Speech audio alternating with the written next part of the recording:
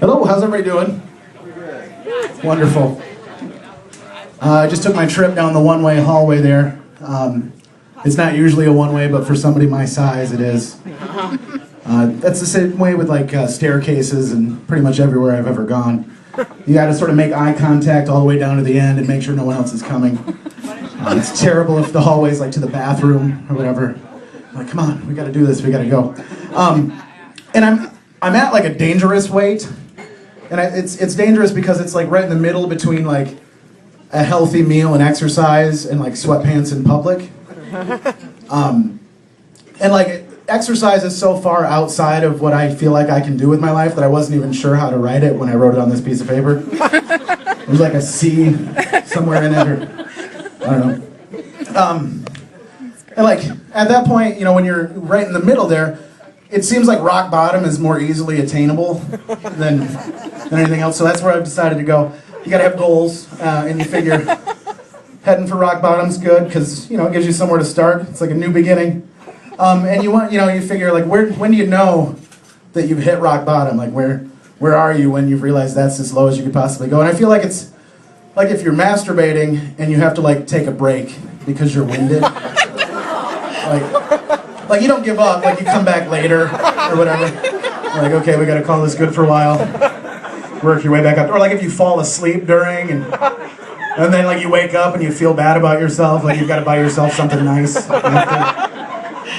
That's right there. That feeling you have right there. It's what brings people out of this mess. So we're still working for that. We're heading towards something. Or you could take out one or two, you could try to fix yours, or you could just own it. And at this point, really, real men have curves, right? Am I right? Like women have been hiding behind that forever.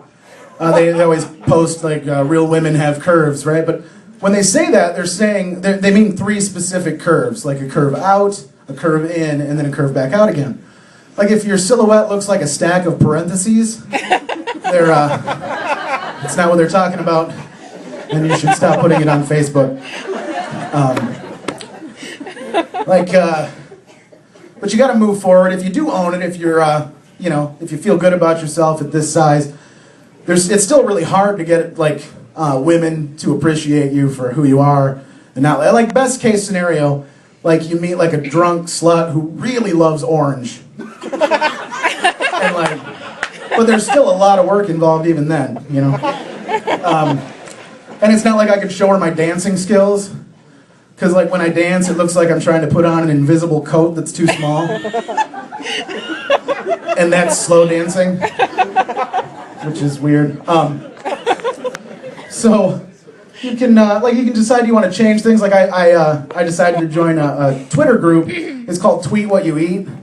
But I had to quit because I couldn't fit everything into 140 characters. And that was at lunch. So that was depressing also.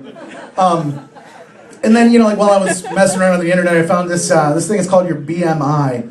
And it kind of gives you an idea of where you're supposed to be. Like, based on my height, I should weigh somewhere between like 125 to 150 pounds, which is just never, ever going to happen at this point. So I've decided to start going the other way to sort of work this out. Like, so for my weight, I should be about 9.5 feet tall. So we're working on that, you know, like, I've just been watching a lot of basketball, like looking at trees. I started snorting Extends, which works and doesn't work, just so you know. Yeah, so that's about all I've got, guys. My name's Matt Harper. Thanks for laughing. Sorry to catch you off guard, everybody.